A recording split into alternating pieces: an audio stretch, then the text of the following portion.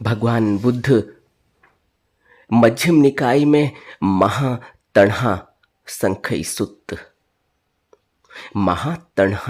सुत्त में भिक्षुओं को उपदेश करते हैं कि भिक्षुओं, क्या तुम इस परिशुद्ध दर्शन ज्ञान में आसक्त होकर रहोगे? क्या तुम यह समझोगे कि यह ज्ञान मेरा धन है? इससे ममता करोगे? भिक्षुओं, यदि तुम ममता करोगे, यदि तुम इस ज्ञान दर्शन में आसक्त होकर अपने जीवन को व्यतीत करोगे, अगर तुम यह समझोगे कि नदी पार करने के बजाय बेड़े को पकड़ कर रखा जाए, तो फिर नदी पार नहीं हो पाएगी। नदी पार होने के लिए बेड़े के साथ चलना होता है, और जब नदी पार हो जाए तो फिर उस बेड़े को, उस नाव को पकड़ कर नहीं रखना होता, फिर उसको छोड़ देना होता है, आगे बढ़ना होता है। और यदि तुम इस दर्शन ज्ञान को, जो मैंने तुम्हें कहा है, इस परिशुद्ध उज्जवल दृष्टि वाले ज्ञान को अगर तुम मेरा धन है समझकर इससे चिपक जाओगे, इसको बचा कर रखोगे, इससे ममता करोगे, तो फिर यह दर्शन, यह ज्ञान तुम्हें उस बेड़े की तरह नदी पार कैसे कराएगा? तुम्हें इस भवबंधन से पार कैसे ले जाएगा? यह ज्ञान पार होने के लिए है, यह मेरे उपदेश पार होने के लिए है, पकड़ कर रखने के लिए नहीं है। बुद्ध प्रश्न पूछते हैं अपने भिक्षुओं से, क्या तुम इस उज्जवल ज्ञान, इन उपदेशों में आसक्त हो? इनको मेरा धन समझकर पकड़ कर रखे हुए हो? इनसे ममता किए हुए हो? तो फिर यह समझना कि यह दर्शन ज्ञान तुम्हें नदी पार नहीं करा पाएगा, यह तुम्हें इस भवबंधन से बाहर नहीं ले जा पाएगा। भवबंधन से बाहर जाने के लिए इस ज्ञान का सहारा लेकर आगे बढ़ना होता है। इस बात को अच्छी तरह से अपने मन में बैठा लो। महातणहा संखई सुत्त, बुद्ध ने अपने एक भिक्षु को कहा था। भिक्षु के अंदर एक धारणा पैदा हुई, एक बुरी दृष्टि पैदा हो गई। भिक्षु यह समझने लगा कि यह जो विज्ञान संसरण है, जो बुद्ध उपदेश देते हैं, यह विज्ञान संसरण जन्म मरण का कारण बन जाता है, यह मुक्त नहीं करता। बहुत से भिक्षुओं ने जब इस भिक्षु की धारणा को दूर करना चाहा, इस बुरी दृष्टि को दूर करना चाहा, तो वह नहीं समझ सका। उसकी बुरी दृष्टि, उसकी धारणा दूर नहीं हुई। भिक्षुओं ने बहुत समझाया उसे, लेकिन वह समझ नहीं पाया।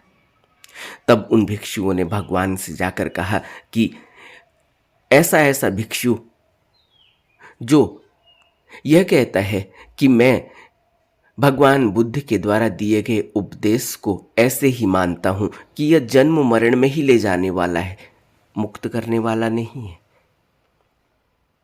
तब भगवान ने उस भिक्षु को संबोधित किया कि आओ भिक्षु, तुम मेरी ओर से उस भिक्षु को कहो कि तुम्हें भगवान ने बुलाया है, शास्त्र ने बुलाया है, तुम्हारे संदेह का, तुम्हारी धारणा का निवारण किया जाना है। तब वो भिक्षु भगवान के पास गया और भगवान ने उससे पूछा कि क्या तुमने मुझे ऐसा उपदेश करते हुए सुना है कि यह जो विज्ञान है यह जन्म मरण का कारण बन जाएगा? वो भिक्षु तो गुमसुम हो गया, मूक हो गया, कंधा गिराकर नीचे मुंह करके भगवान के आगे बैठा हुआ है। भगवान उससे कहते हैं कि क्या मुझे ऐसा उपदेश करते हुए तुमने सुना? अनेक प्रकार से विज्ञान को प्रतीत्य समुत्पन्न कहा है मैंने। प्रत्यय के बिना विज्ञान का प्रादुर्भाव नहीं होता। विज्ञान का अर्थ है कॉन्शियसनेस। बुद्ध हमें जन्म मरण के इस भवबंधन के चक्र को 12 प्रकार से समझाने की कोशिश करते हैं कि कैसे यह चक्र चलता है और निरंतर जन्म मरण का कारण बनता है। तो बुद्ध हमसे कहते हैं कि यह प्रतीत्य समुत्पन्न है। कहा है प्रतीत्य समुत्पन्न है, क्योंकि प्रत्यय के बिना तो विज्ञान का प्रादुर्भाव होता ही नहीं। प्रत्यय चाहिए। प्रत्यय का अर्थ है कि कारण चाहिए, कारण के बाद कार्य होता है और कार्य के बाद फिर उसका रिजल्ट आता है, फिर उसके कॉन्सिक्वेंसेस आते हैं, फिर उसका परिणाम आता है। और बुद्ध कहते हैं कि तुम ऐसा कहकर मेरे ऊपर जो इल्जाम लगा रहे हो, तुम पाप कमा रहे हो। साधारणतया हम गुरु की बात को, साधारण सी बात को भी समझ नहीं पाते, क्योंकि बुद्ध की, गुरु की, शास्त्रा की जो साधारण सी बात लगती है वो हमें ऐसा लगता है कि हम तो जानते ही हैं, लेकिन हम जानते नहीं। जब वो अपने जीवन में लागू करनी होती है तो हमारे लिए वो बहुत कठिन हो जाती है। बुद्ध कहते हैं कि सादगी से भरा जीवन बिताओ, अपने आहार की मात्रा को समझो। ये कितनी आसान बात लगती है कि अपनी आहार की मात्रा को समझो, सादगी का जीवन बिताओ। यह तो हम सब करते ही हैं, लेकिन क्या हम करते हैं? आहार की मात्रा क्या हम जानते हैं कि हमें कितना भोजन करना चाहिए? कोई स्वादिष्ट भोजन मिले, हमारा मन यह भूल ही जाता है, हमारी बुद्धि, विवेक सब खत्म हो जाता है कि हमें कितना खाना है, कितना नहीं खाना है, कितना पेट को चाहिए, कितना पेट भर गया, नहीं भर गया, हम खाते चले जाते हैं। और परिणाम यह होता है कि फिर हमें बेचैनी होने लगती है, फिर हमें आलस घेर लेता है, फिर हम ध्यान साधना नहीं कर पाते। जो ध्यान साधना नहीं कर रहा है, जो अभी मदमस्त है बेहोशी में, जो अभी तमस का जीवन जी रहा है, उसको तो पता ही नहीं चलता। उसका तो उद्देश्य ही उसने यही बनाया है कि खूब खाओ और खूब सो, किसी भी तरह से धन कमाओ। ये भूल जाओ कि वो धन अच्छी तरह से आ रहा है या किसी बुरे कृत्य से आ रहा है। अच्छा और बुरा तो कुछ होता ही नहीं, धन की पूजा होती है, धन से लोगों का सम्मान होता है। यही धारणा आज एक साधारण धारणा बन चुकी है मनुष्य की। इसलिए जो व्यक्ति इस बेहोशी में उलझा हुआ है, उसको तो बुद्ध के उपदेशों का अभी पता ही नहीं। लेकिन जब बुद्ध के उपदेश इतने साधारण होते हैं कि तुम खाने की मात्रा को तो समझो, तो बहुत आसान और बहुत साधारण उपदेश लगता है। लेकिन जब कोई स्वादिष्ट भोजन सामने आता है तो हम भूल ही जाते हैं हमें कितना खाना है।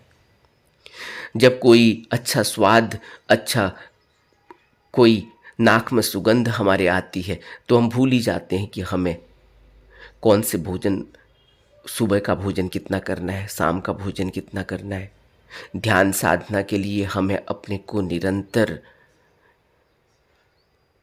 अप्रमाद में रखते हुए जीवन को जीना होगा, यह हम भूल ही जाते हैं। तो बुद्ध उस भिक्षु से कहते हैं, क्या तुमने मुझे ऐसा सुना है कि जो तुम मुझ पर लांछन लगाते हो और तुम पाप कमा रहे हो?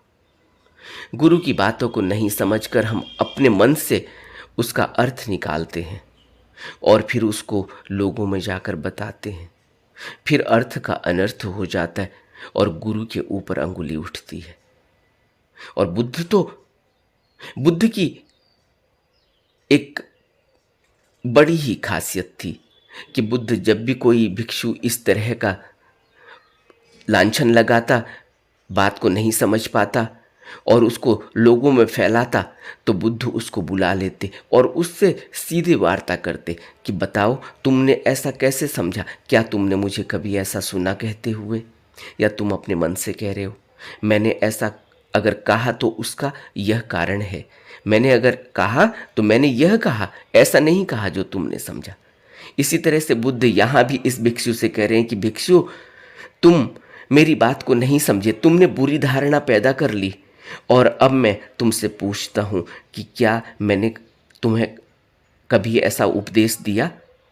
तुमने मुझे ऐसा धर्म उपदेश करते देखा है जैसा कि तुम अपनी ठीक से नहीं समझी बात को मेरे ऊपर लांछन लगाते हो? तुम अपना नुकसान कर रहे हो, बहुत पाप कमा रहे हो। तब वो भिक्षु कंधा गिराकर गर्दन नीची करके चुपचाप सुन रहा है। तब बुद्ध भिक्षुओं से कहते हैं कि भिक्षुओं, तुम इस प्रकार मेरे उपदेशित धर्म को ठीक से जानते हो? अगर नहीं जानते तो फिर तुम्हें ठीक से समझना चाहिए। अगर तुम ठीक से नहीं समझोगे तो अनेक प्रकार से तुम उसका अर्थ निकालोगे और इससे दीर्घ काल तक तुम्हारा अहित हो जाएगा, तुम दुख में चले जाओगे। तब भिक्षुओं से बुद्ध कहते हैं कि भिक्षुओं, मैंने जो विज्ञान उत्पन्न होता है कहा है, क्योंकि बुद्ध ने क्या कहा? बुद्ध ने कहा कि अविद्या पहला कारण होती है, अविद्या से संस्कार बनता है और संस्कार से विज्ञान की उत्पत्ति होती है। विज्ञान यानी कॉन्शियसनेस।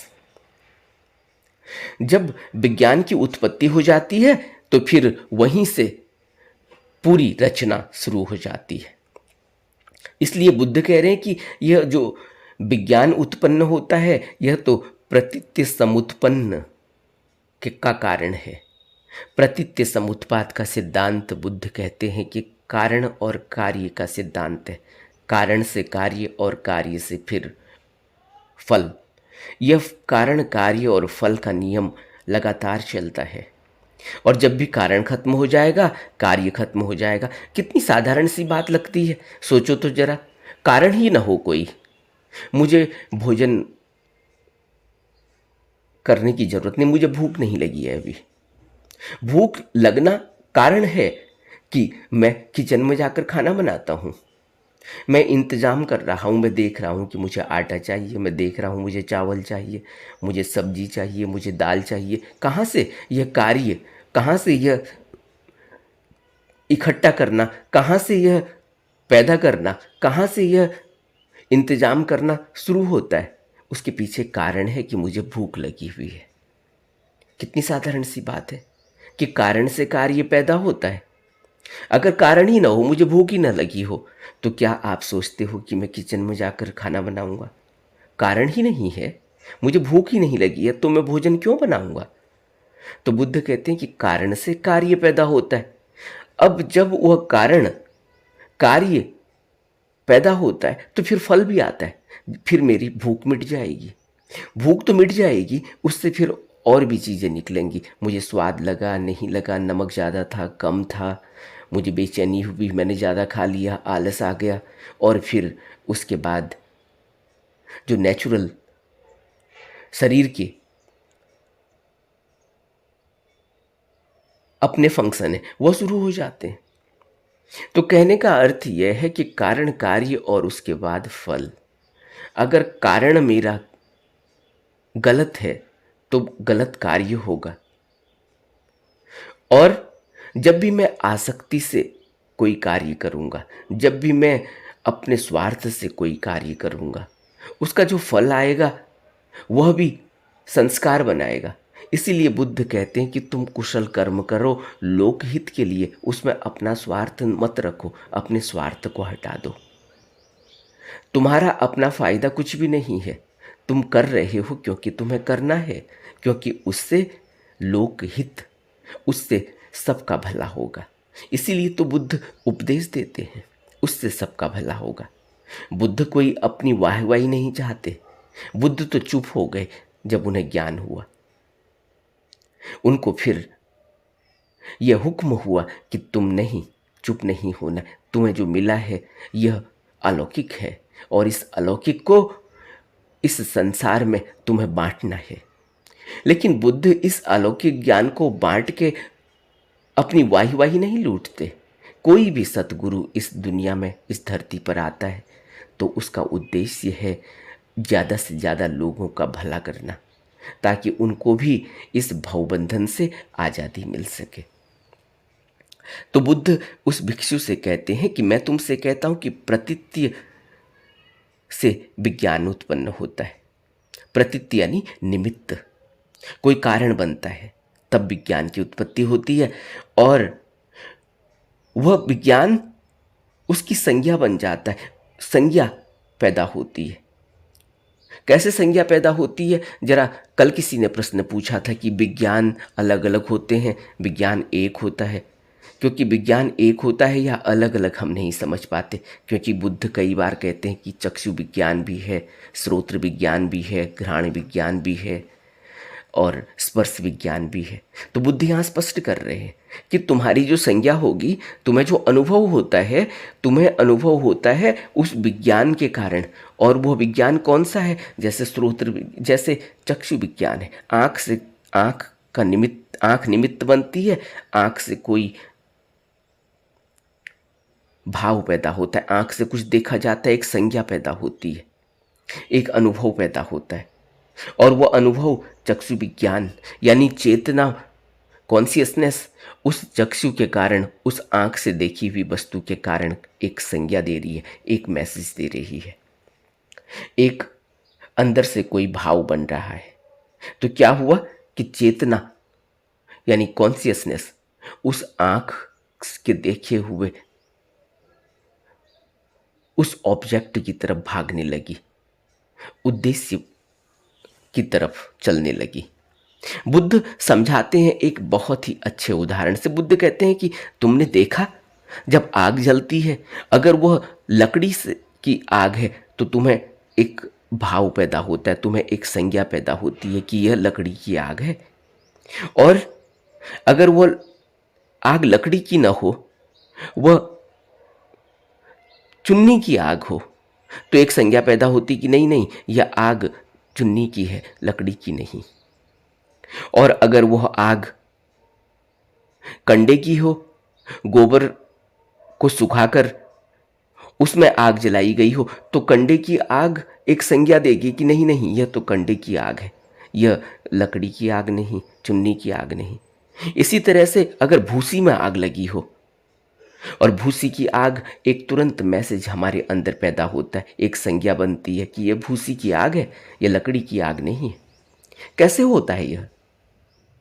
कैसे इतनी इतनी जल्दी हमारे अंदर वो भाव पैदा हो जा रहा है, वो विचार उठ जा रहा है? इसको बुद्ध कहते हैं संज्ञा।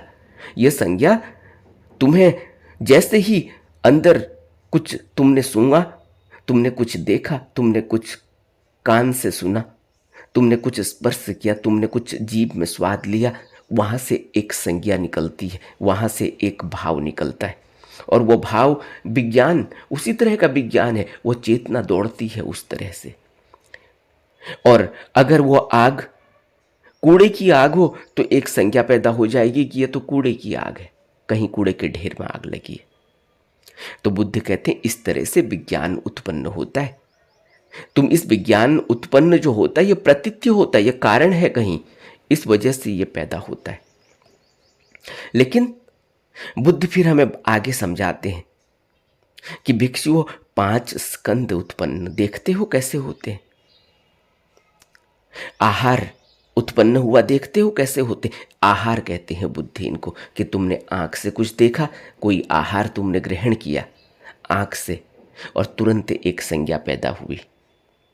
इसी तरह से जब आहार निरुद्ध हो गया तो संज्ञा निरुद्ध हो गई और फिर वहां से कोई भाव, कोई विचार पैदा होना निरुद्ध हो गया। तो प्रतीत्य समुत्पात का सिद्धांत ही पैदा नहीं होता। और जब प्रतीत्य समुत्पात का सिद्धांत ही पैदा नहीं होता तो क्या होगा? तो फिर कोई विज्ञान पैदा नहीं होगा।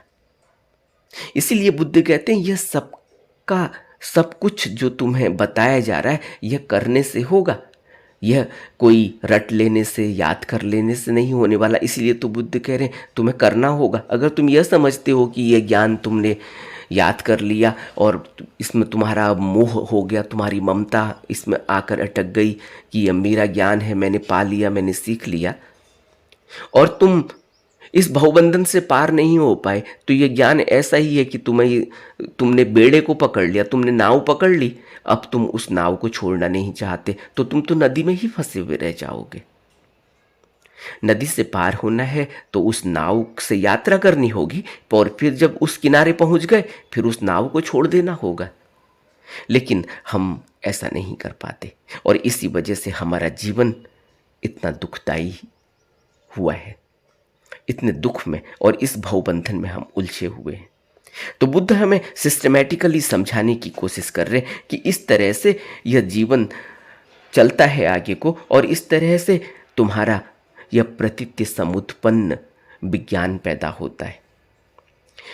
अब बुद्ध आगे कहते हैं कि जैसे ही तुम्हारा आहार निरुद्ध हो जाएगा, यानी तुम बाहर से कुछ भी लेना बंद कर दोगे, आंखों से लेना बंद कर दो, आंखों से लो लेकिन संज्ञा न हो, आंखों से लो कोई बात नहीं, लेकिन जो विचार पैदा हो रहा है वो विचार पैदा न हो।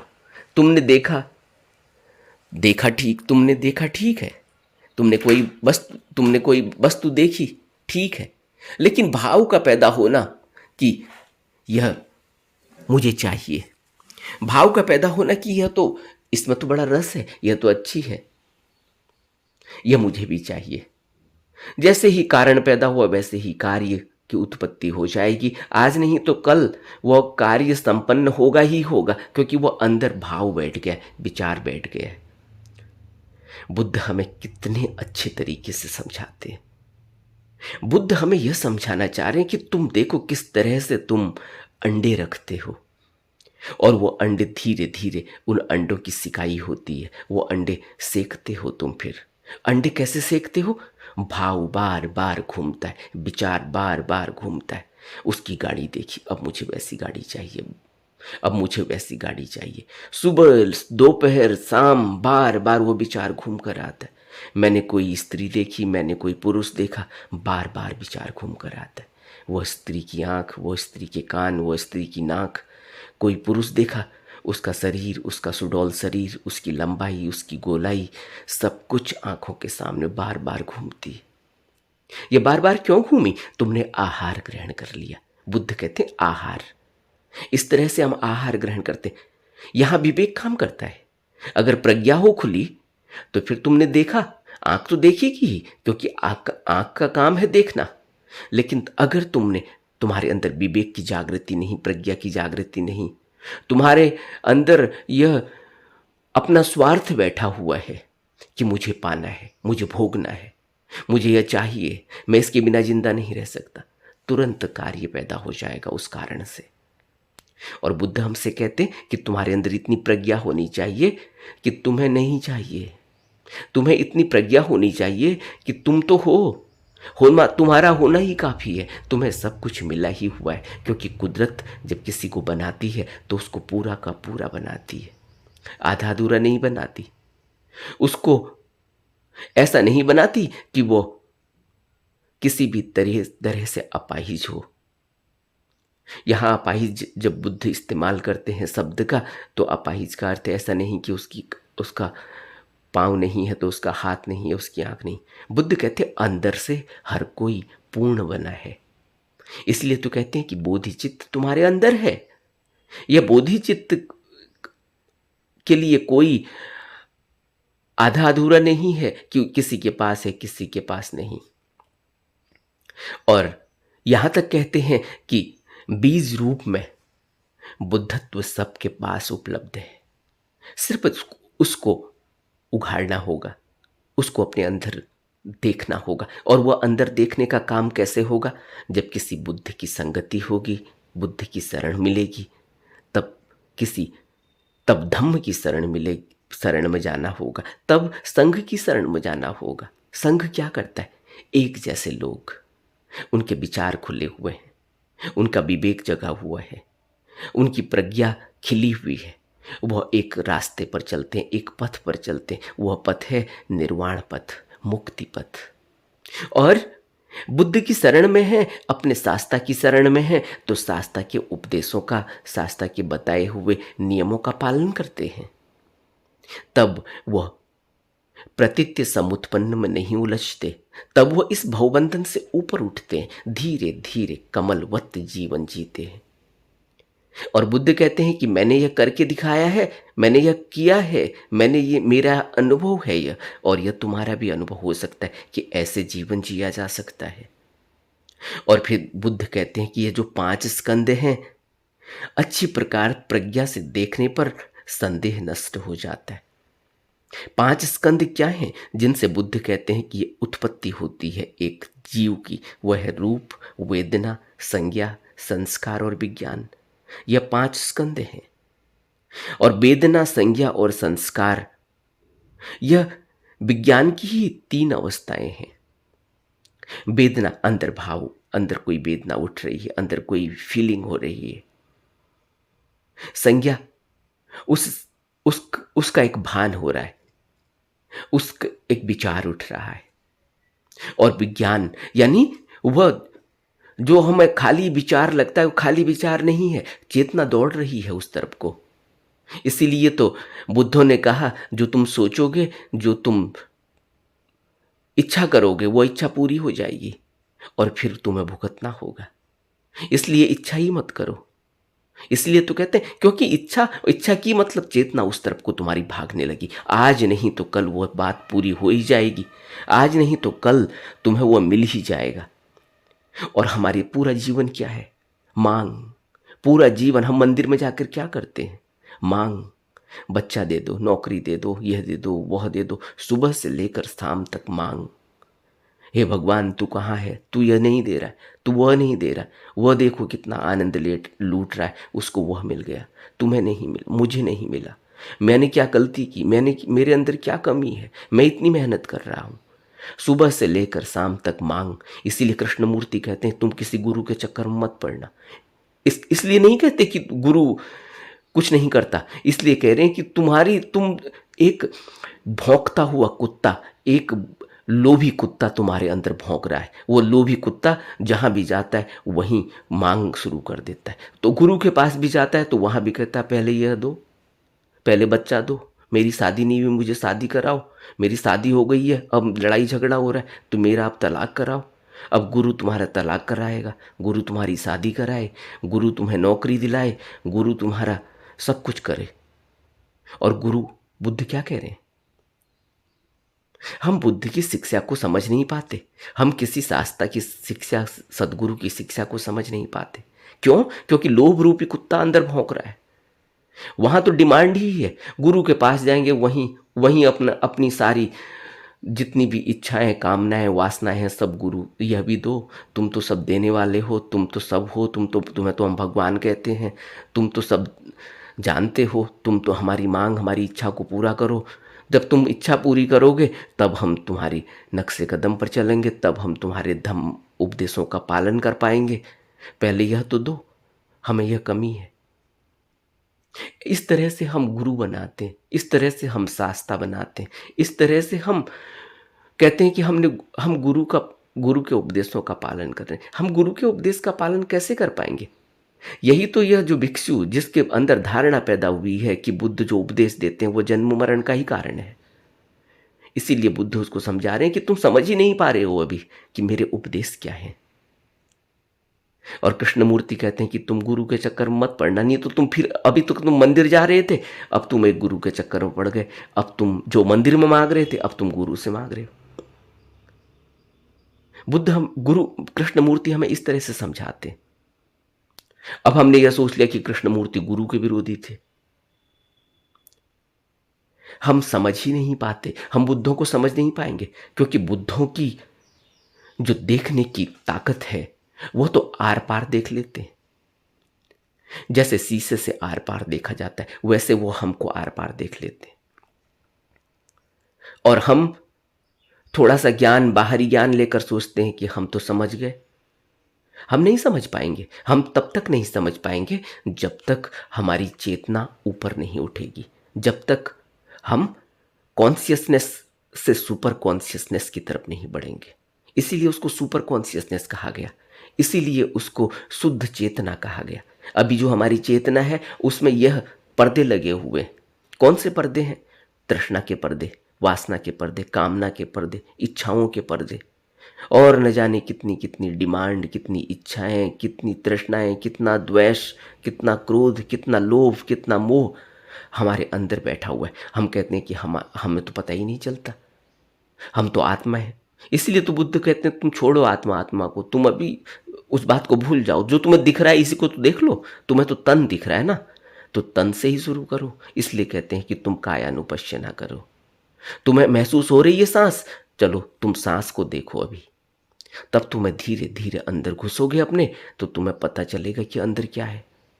अब आदमी कहता बताओ आत्मा है या नहीं। आत्मा तुम कहाँ देख, तुम अपने शरीर को नहीं देख पा रहे हो अभी।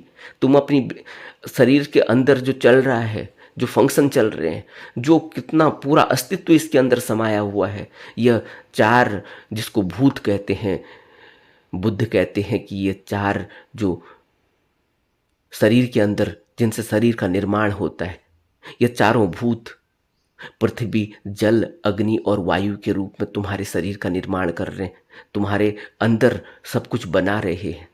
और चारों एक दूसरे के विरोधी हैं। कभी इस बात को हमने ध्यान दिया या नहीं दिया? इस पानी को आग निकल जाती है और आग को हवा निकल जाती है, और इस पृथ्वी में यह पानी समा जाता है। हम इस बात को समझ ही नहीं पाते क्योंकि हमारी बुद्धि बहुत छोटी है। हमारा अभी जीवन में कोई प्रैक्टिकल एक्सपीरियंस नहीं। अभी तो हमारी डिमांड, गुरु के पास भी जाएंगे तो वहाँ भी चरण स्पर्श करेंगे तो सबसे पहले कि मेरी मनोकामना पूरी हो जाए। मनोकामना पूरी होकर तो यहीं फंसेंगे। बुद्धि यही तो कह रहे हैं कि तुमने जो कुछ भी तुम्हारे अंदर संज्ञा बनी, अगर तुमने उस संज्ञा को पकड़ लिया तो विज्ञान पैदा हो जाएगा, और विज्ञान पैदा हो गया यानी कॉन्शियसनेस पैदा हो गई। वह चेतना बार बार दौड़ेगी उस तरफ। क्यों? क्योंकि तुमने अब उसकी इच्छा कर दी है। इसलिए बुद्ध कहते हैं इच्छा से बचो। तुम्हें मिला ही हुआ है, तुम्हें कुछ करने की जरूरत नहीं। तुम सीधे सीधे बुद्धों के बताए हुए रास्ते पर चलने लगो बस। बाकी काम बुद्धों का है, बाकी काम गुरुओं का है, बाकी काम शास्त्राओं का है। वो तुम अगर सीधे सीधे चलने लगो तो वो तुम्हारा हाथ पकड़कर तुम्हें ऊपर उठा देंगे। लेकिन अगर तुम यह सोचोगे नहीं पहले यह पहले वह, तो तुम ऐसे ही कांटों में उलझे हुए हो, जैसे रेशम की कोई चादर कांटों में उलझ जाती है। एक एक कांटे को खींचना पड़ता है, एक एक कांटे से उस चादर को निकालना पड़ेगा। अगर चादर को खींच दिया, चादर फट जाएगी। इसलिए बुद्ध हमें आत्मा की बात नहीं कर रहे, चुप हो जाते हैं आत्मा के नाम पर। क्यों? क्योंकि उसकी बात ही नहीं करनी। पहले अपने कांटे तो निकालो, एक एक कांटे को खींच कर निकालना होगा। इतनी इच्छा, तृष्णा, वासना और कामना में फंसा हुआ आदमी, इतने कांटों में उलझा हुआ आदमी पूछता है आत्मा है, पूछता है मोक्ष है, पूछता है कि कहीं भगवान ईश्वर है। कौन बताएगा? हम नहीं समझ पाते। इसलिए बुद्ध कहते हैं कि जब तुम्हारी यह विज्ञान निरुद्ध होने लगेगा तो फिर तुम्हारा धीरे धीरे सब कुछ ही निरुद्ध होने लगेगा। क्या निरुद्ध होने लगेगा? अविद्या से संस्कार, संस्कार से विज्ञान, विज्ञान से नाम रूप, नाम रूप से छह आयतन, छह आयतन से स्पर्श, और स्पर्श से वेदना, और वेदना से तृष्णा, और तृष्णा से फिर उपादान बनते हैं, और उपादान भव के कारण बन जाते हैं। यानी अटैचमेंट जन्म और मरण का कारण बन जाती है। बार बार जन्म, बार बार मरण। अटैचमेंट क्या है? जहां आशा तहां वासा। जहां भी अंतिम समय में आशा गई, और चेतना को अगर नहीं समझा अच्छी तरह से, तो चेतना दौड़ती ही रहती है इच्छाओं के पीछे। कारण, कार्य और उसका फल। और यह चेतना अगर मरते समय दौड़ती रही, दौड़ेगी ही। जब पूरी जिंदगी दौड़ी है तो उस समय भी दौड़ेगी। इसीलिए तो कहते हैं कि जहां आशा की अंत समय में पैसा नहीं है, सोचा तो दूसरा जन्म फिर पैदा हो जाएगा और वह जन्म फिर वही पैसे के पीछे भागेगा आदमी। बुद्ध हमें सिस्टमेटिकली समझाते, हम समझ ही नहीं पाते। हम कहते हैं बुद्ध ने अलग कहा, क्राइस्ट ने अलग कहा, पैगंबर ने अलग कहा, नानक ने अलग कहा, कबीर ने अलग कहा। किसी ने कोई अलग नहीं कहा। शब्दों का अलग अलग इस्तेमाल किया, समझाने का तरीका हर एक का अलग अलग होता है, लेकिन बात एक ही कही गई।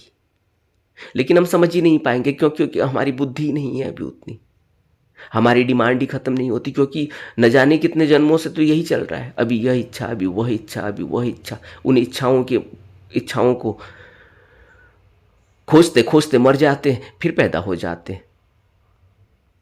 क्योंकि कारण से कार्य, कार्य से फिर कॉन्सिक्वेंसेस, परिणाम, फल।